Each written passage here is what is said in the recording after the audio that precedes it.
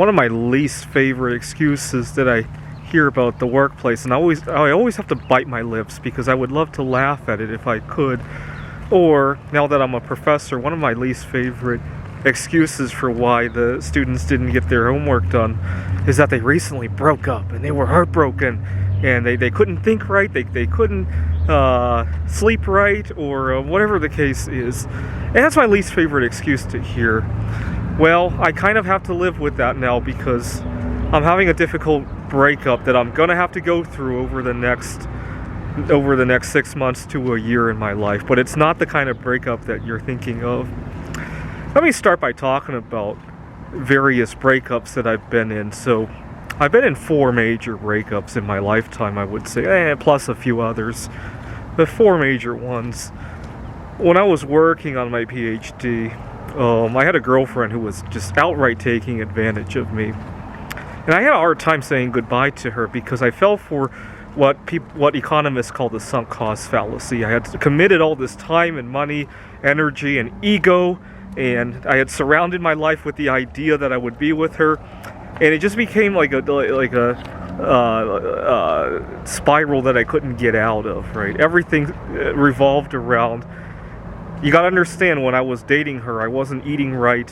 I was spending all my money on her, and I was eating a lot of roadkill and fish out of Lake Ontario. My grades were already suffering, and if I broke up with her, I would still have all the problems of my grades, and I was kind of ill at the time from all the mercury I was eating from the fish out of Lake Ontario. I didn't realize it was mercury poisoning, but I had a very bad chronic fatigue, and I thought the girl was the only thing I had to show for it.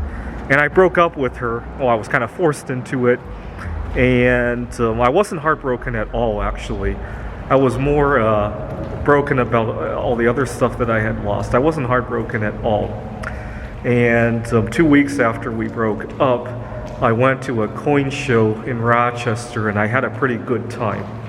And around that time is when I started to realize I could do all the things I wanted to do without the girl, right? I realized that everything I did with her, I could do without.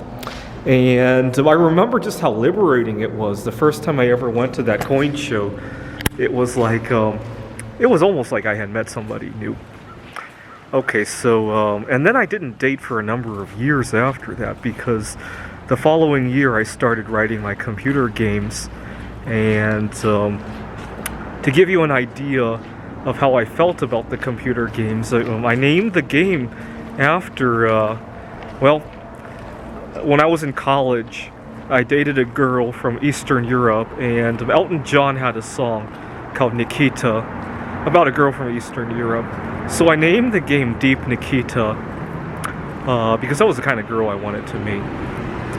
Now, then I went to my first Computer Olympiad conference 3 years later, and when I came back from that, I met a girl while I was living in New York.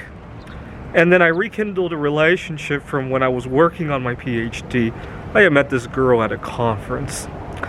Well, the girl in New York, the pace was way too fast for me. We had only met each other for 2 months, and she was talking about, she and her mother actually were talking about us getting married, and it was too fast for me.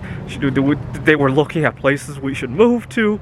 I mean, I didn't even have any career ideas lined up for the area that she was thinking about moving to. It was way too fast. I played along with it because I needed to learn some relationship skills. So I played along with it just to see what she would do and to learn what works and what doesn't. I sometimes do that. Even when I'm not interested in the girl, I'll play along just to learn. And eventually she moved on. I think she figured out that I wasn't interested. And I wasn't heartbroken about that either. It was a game for me. That one was only a game. Now, the girl that I had rekindled the relationship with, that I had met while working on my PhD, so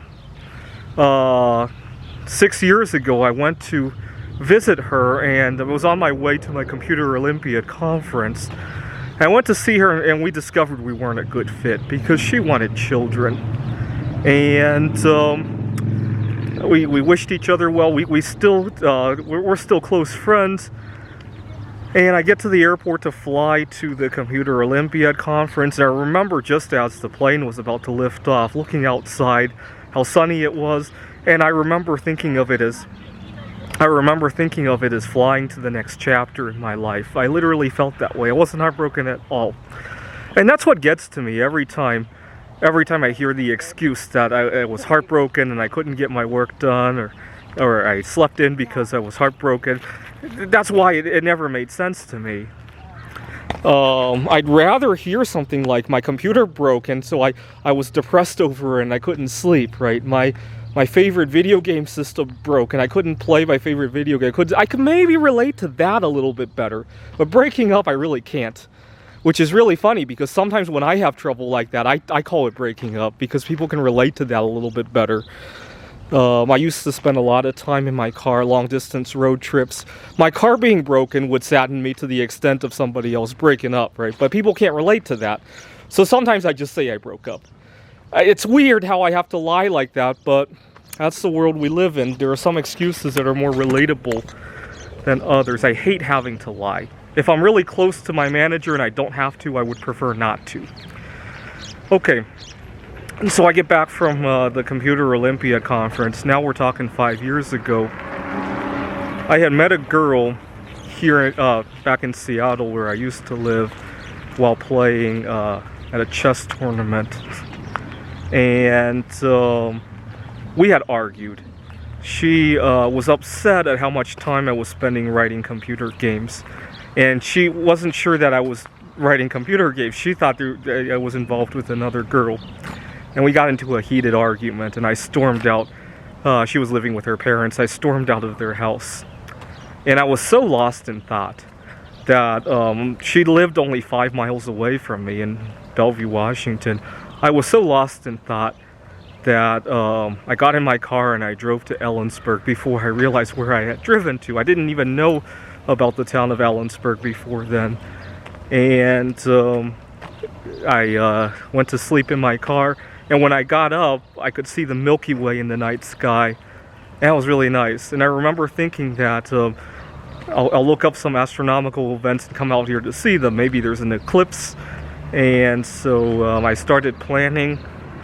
In 2017 there was a solar eclipse, but it was in Salem. I went to see that one. There were several lunar eclipses in 2018 and 19, if I remember correctly. And then this year, 2020, we had a conjunction of, first we had Mars and Jupiter, and then we had 2 lunar eclipses, and then we had Jupiter and Saturn.